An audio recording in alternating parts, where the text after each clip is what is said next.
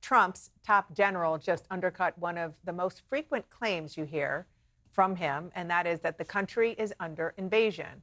And he's not the only Trump insider who appears not to be totally in line and in step with what the president has been saying when it comes to big issues in front of him.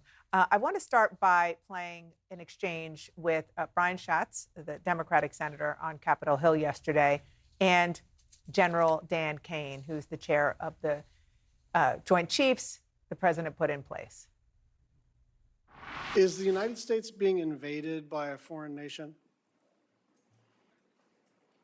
Sir, thanks for your question. I think at this point in time, I don't see any foreign state-sponsored folks invading, but I'll, be mindful of the fact that there has been some border issues throughout time. If we use sound effects on the show, it would be a screeching sound. 100%. I mean, if you're out there in the audience, you might be wondering, okay, so why is this significant? Well, actually, you just had a top general undermine the administration's justification for the primary way that they've been trying to remove migrants, to deport migrants, including to a terrorism prison in El Salvador. This is the main justification behind the Alien Enemies Act, saying that a foreign state is invading the United States. Here, you have a top military official saying, well, actually, that's not the case. We're not under invasion. Completely undermines a major argument by the administration, and it also is backed by reporting that we did that found that intelligence assessments also found that the United States isn't being invaded by a foreign state, which probably many Americans that are living their average lives would say, well, of course, we're not being invaded by a foreign state. Another thing that was kind of where we set the table of the problem, that legal problem that the White House seems to be facing, particularly as Gavin Newsom is taking the Trump administration to court kind of as we speak in California on this very legal issue. And Pete Hegseth, the defense secretary, just said what, David, about the courts? Well, I think he was asked if he was going to follow a court order if it were to say that what the administration is doing with deploying Marines is not illegal, and he refused to answer whether or not he would follow a court ruling, whether it be a district court or the Supreme Court.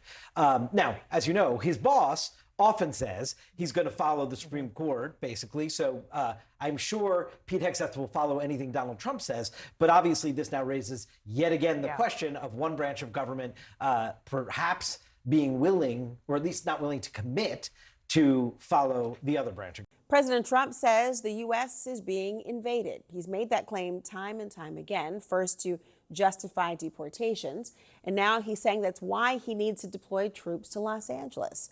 Take a listen to Trump's speech to troops at Fort Bragg yesterday. What you're witnessing in California is a full-blown assault on peace, on public order, and on national sovereignty carried out by rioters bearing foreign flags with the aim of continuing a foreign invasion. And we will not allow an American city to be invaded and conquered by a foreign enemy. And that's what they are. That speech is being criticized for its overtly political and combative tone. It was initially meant to celebrate the Army's 250th anniversary. So is the United States really being invaded? Well, Trump's top general doesn't seem to think so. Is the United States being invaded by a foreign nation? Sir, thanks for your question. I think at this point in time, I don't see any foreign state-sponsored folks invading, but I'll, be mindful of the fact that there has been some border issues throughout time. Is there a rebellion somewhere in the United States? Sir, I think there's definitely some frustrated folks out there. Joining me now, CNN senior military analyst and former NATO Supreme Allied Commander, retired Admiral James Stavridis. Admiral, thank you for joining us. There's actually a new piece in The Atlantic by Tom Nichols, and he says, quote, senior officers of the United States military have an obligation to speak up and be leaders when it comes to Trump's actions. Do you agree with that sentiment?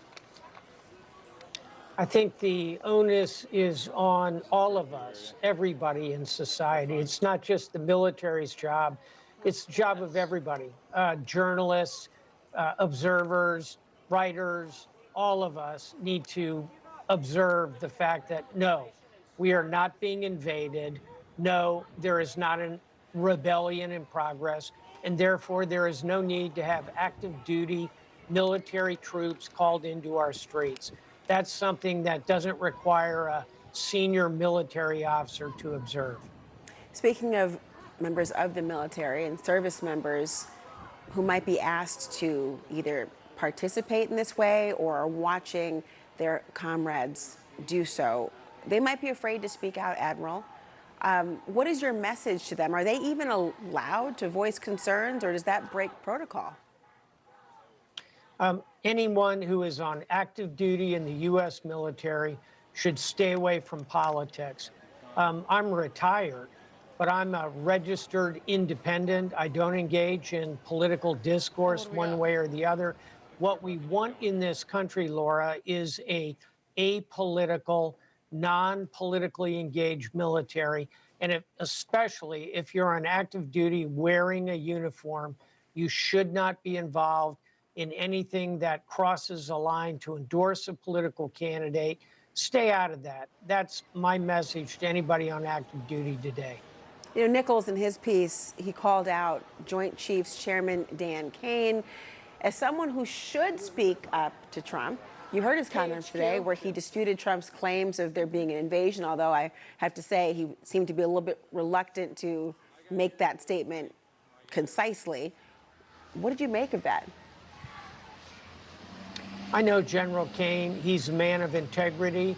What I heard in his statement was the truth, that there is not an invasion in progress right now. And I think we will see our active duty folks make that observation. And I think we'll see retired folks like me make that observation. We'll see journalists make that observation.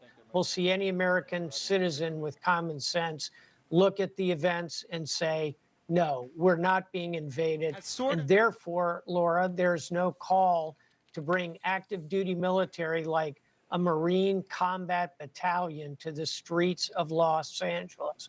That makes no sense. And yet, there's not just one, there's 700 Marines deployed to LA, and they're still undergoing training, as we understand. And this is all, of course, the middle of the week. The week will end on Saturday with a military parade in Washington, D.C. And of course, it's coming on the heels of this speech at Fort Bragg, the deployment of troops to Los Angeles. What do you think about the optics of all this? Well, it's a terrible split screen, if you will, for the American public. On the one hand, we have a parade in Washington celebrating the 250th anniversary of the U.S. Army. We can debate whether that's appropriate or not. But on the other screen, we have a Marine battalion of 700 combat-trained Marines being deployed to Los Angeles to stand in the way of protests. I think that's a split screen that's hard to explain. Bottom line, I've commanded Marines in combat again and again and again. They're highly trained, shock troops who are capable of engaging and destroying an enemy. We don't want them in the streets of our cities deployed in any way that brings them in contact with civilians. I think that split screen is going to be very difficult for the Trump administration to contend with.